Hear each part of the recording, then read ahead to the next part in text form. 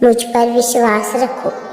यदि तुम्हारे परिश्रम और धैर्य का फल वैसा नहीं मिला जैसा तुमने चाहा था, तो ये समझ लेना कि जो मिलने वाला है वो इससे भी बेहतर होगा, क्योंकि वो तुमने नहीं, मैंने स्वयं तुम्हारे लिए सोचा है।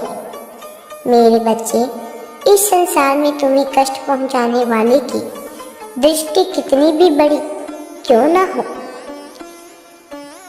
मेरी कृपा दृष्टि से बड़ी नहीं हो सकती है।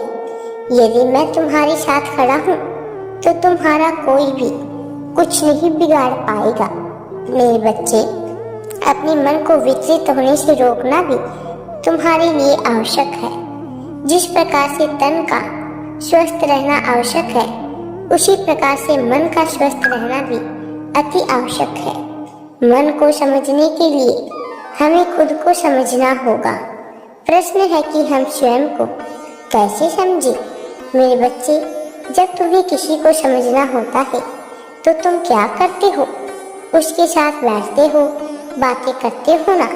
बस वही स्वयं के साथ करना शुरू करो। बस सही रास्ते पर ऐसे ही चलते रहो। कुछ लोगों को मेरा भय होता है कि मैं निरंतर उन्हें देख रहा हूँ। मेरे बच्चे, भय उसे ही होता है जो गलत करता है। भय उसे होता है जो पाप कर्मों में लिप्त होता है। उसे ही यह भय होता है कि महादेव देख रहे हैं।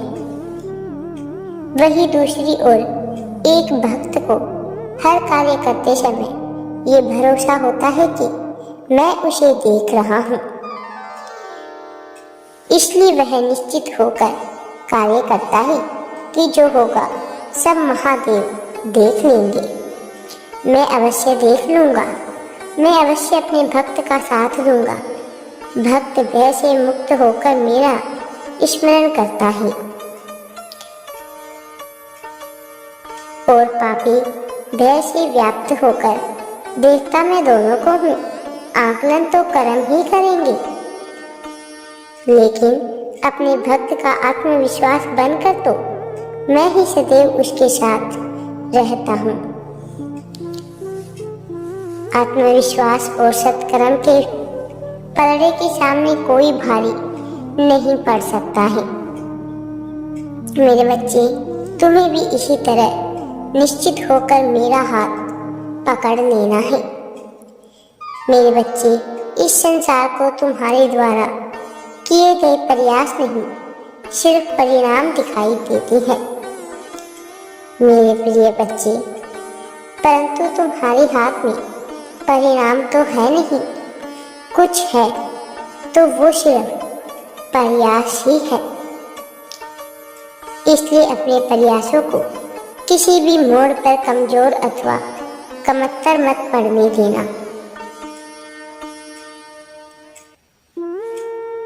कमजोर प्रयास सिर्फ कमजोर परिणाम ही पैदा कर सकते हैं। जीवन में भव्य और सुंदर लक्ष्य की प्राप्ति के लिए किया गया परिश्रम भी उतना ही कठिन करना पड़ता है। मेरे बच्चे, कठोरता और जड़ता आगे बढ़ने के मार्ग में सबसे बड़ी बाधा होती है।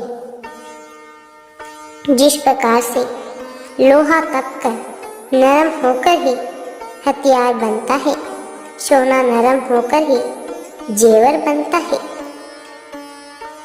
मिट्टी नरम होकर ही खेत बनती है, आटा नरम होकर ही रोटी बनता है। उसी प्रकार से इंसान भी नरम होकर ही लोगों के दिलों में अपना स्थान प्राप्त कर पाता है। सुमधुर व्यवहार का धनी व्यक्ति किसी से भी कोई भी कार्य करवा सकता है। मेरे बच्चे, जीवन में रास्ते कभी भी किसी के लिए बंद नहीं होते हैं। बस अक्सर लोग ही हालातों से हिम्मत हार जाते हैं। जब भी हिम्मत हारने लग जाओ तो मेरा स्मरण कर लेना। मैं स्वयं तुम्हारा हाथ पकड़कर तुम्हें आगे बढ़ाऊंगा। जब तक तुम स्वयं पर विश्वास नहीं करोगे, तब तक इस पूरे विश्व में तुम पर कोई विश्वास नहीं करेगा। मेरे बच्चे, स्वयं पर भरोसा करोगे तभी कठिन हालातों में हिम्मत बनाए रख पाओगे, तभी आगे बढ़ पाओगे, तभी जीत पाओगे, तभी अपने दुखों और परेशानियों से पार आ पाओगे, तभी अपने लक्ष्य तक पहुंच पाओगे।